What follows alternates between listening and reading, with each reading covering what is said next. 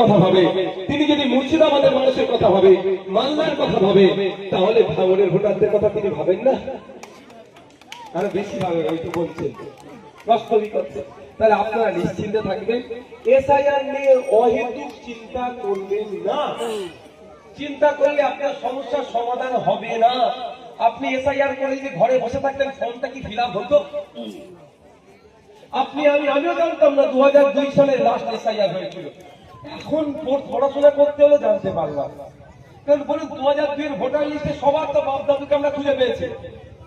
তাহলে ভয় পাচ্ছেন? আমি আপনাদের বলছি, সব থেকে বড় কাগজ আপনার হাতে কি আছে জানেন?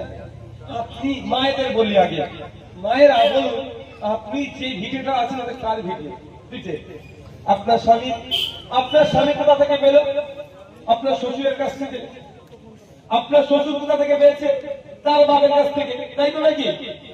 এখানে তো উঠে বরং যে শহরের দিকে যায়, গ্রামের দিকে কেউ উঠে এসে বসবাস করে না। তা আমরা এখানে যারা আছি সবাই তো আমার দাদুদের জমির উপরে বসবাস করছি। ওই দলিলটাই তো আমার সব থেকে বড় ভারত প্রমাণ যে আমার দাদুর দলিলটা কত। দেশ স্বাধীন হয়েছে 1947-এ, আর আমার দাদুর দলিলটা 1930-এর দলিল। তাহলে আপনি আমি ভয় পাবো কেন?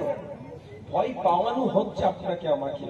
তৃণমূল বিজেপি মিলে আপনার আমার মাথাটাকে খারাপ করে দিচ্ছে।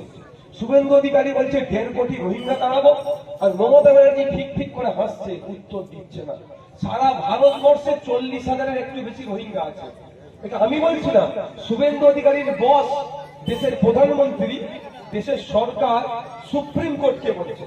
একটা মামলা হয়েছিল সুপ্রিম কোর্ট যে ভারতবর্ষে রোহিঙ্গা কত আছে, সুপ্রিম কোর্ট জানতে চেয়েছিল। ভারত সরকার সেখানে তথ্য দিচ্ছে সারা ভারতবর্ষে 40,000-এর একটু বেশি রোহিঙ্গা আছে, মানে 41,000-ও নয়।